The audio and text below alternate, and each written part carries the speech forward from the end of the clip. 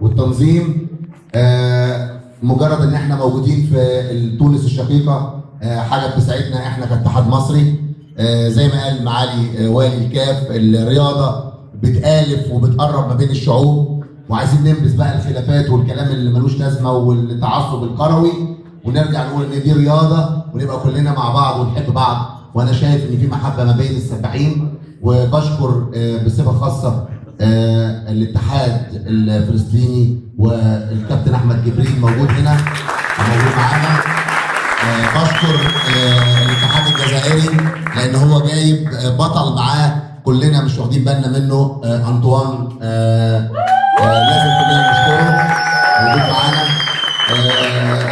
بشكر السيد سيمون خوري اللي هو جاي من بيروت خصوصا لتونس عشان يشارك في حفل الختام.